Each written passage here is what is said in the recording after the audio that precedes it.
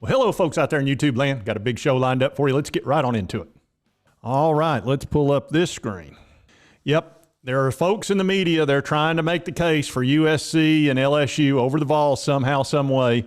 And we're going to go over the college football playoff scenario. And obviously, there's no surprises in this week's rankings. They've got Georgia, of course, number 1. They've got Georgia number 1, Ohio State number 2, Michigan, and of course TCU. And then Tennessee sitting at 5th. They have moved LSU up to 6th. And as expected, they have moved USC up to 7th.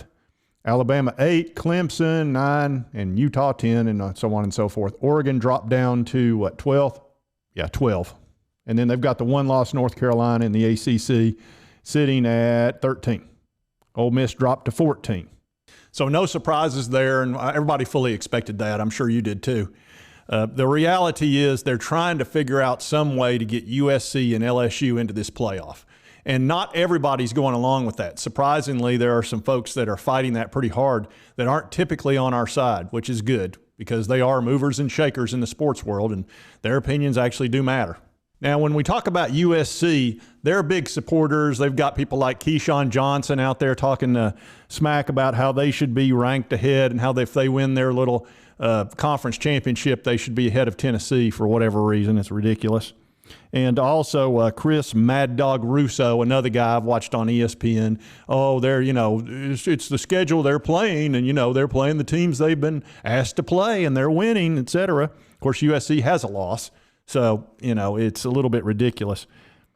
And you could say the same thing about TCU. Who the crap have they played in reality? Because you've got the Vols, who have played the number 1 team in the country, which is Georgia, the number 1 team in the country at the time, Alabama. They're still top 10, even with a loss to Tennessee. Alabama! LSU, that's sitting there at 6. So we've played 3 of the top 10 teams in the country. Who has TCU played? 0 top 10 wins. How about USC? 0 top 10 wins. They're not going to play them because they're too hard. They're too difficult. Let me tell you who those teams play. TCU and USC, they play the London Silly Nannies every week. Oh, yes, Peter. Welcome to the Silly Nannies. I'm the quarterback, Leslie. This is our team. That's right. They bring them in from England. And it gets a little bit ridiculous after a while. Now, LSU, on the other hand, at least they've played some quality clubs. They're over there in the West, so they've played Alabama, beat them. They played the Vols, and they lost to us pretty badly, obviously. And they're going to end up having to play Georgia in the SEC championship game.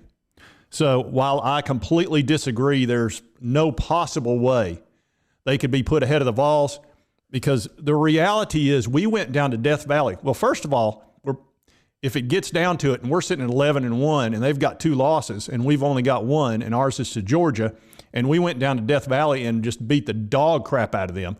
Matter of fact, I've got a little replay of that game that sums it up pretty easily. And I will not be bullied by that.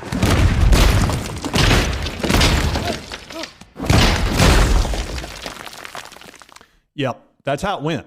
Look, and they won't argue with you. That was an absolute beatdown down at Death Valley, Baton Rouge, where, look, that's a very difficult place to play, and we had no trouble with them at all. But we have picked up 2 pretty positive comments by Paul Feinbaum and Stephen A. Smith. Now, our boy Paul Feinbaum has been wearing out these Keyshawn Johnson and also this Mad Dog guy and pretty much telling them how it is in the SEC, and he's made it very clear, look, they beat Alabama. They beat LSU at Death Valley. And their only loss is to the clear number 1 team in the country at Sanford Stadium. They lost by 2 touchdowns.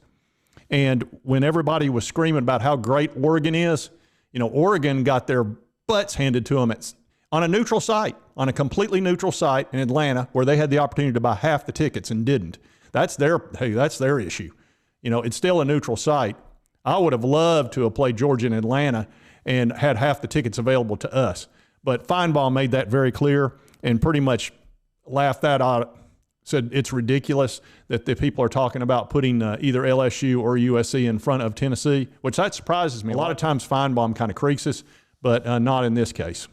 Now, our other fella that's been helping us out a little bit, and he's a huge Alabama fan, has pretty much said putting LSU ahead of the Vols, or really USC, is blasphemous pretty much. He wore them out because he likes to remind people that, you know, if you beat Alabama, you've really done something. And it's sort of like this.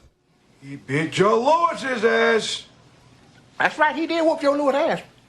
That's right. We beat Joe Lewis's rear end. Absolutely. And he is not going for the whole USC nonsense. He thinks they, of course, played the London Silly Nannies as well and pretty much made that very clear. So actually, Stephen A. Smith is very much a Vols fan when it comes to the college football playoff because they beat Alabama and because they beat LSU. And their only loss is to the clear number 1 Georgia. So as far as I'm concerned, this is a little bit ridiculous.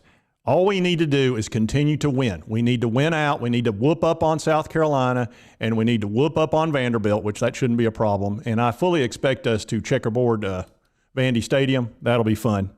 And then just let the chips fall where they may. TCU might lose. We know either Ohio State or Michigan's going to lose, and that'll drop them out of the top 4 for sure. And USC actually has to play a couple of okay teams.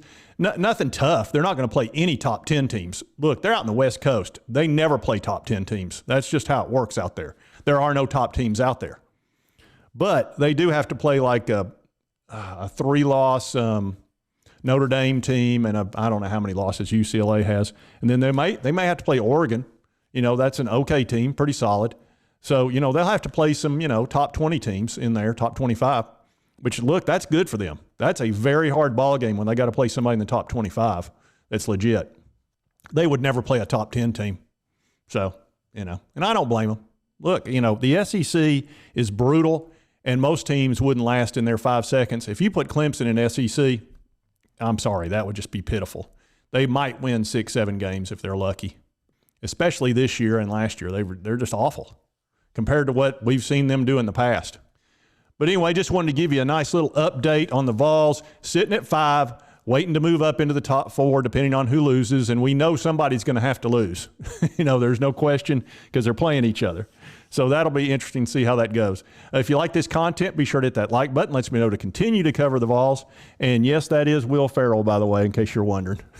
I think that's funny. I hope you did like the content. We'll see you next time on Sports Talk Jay.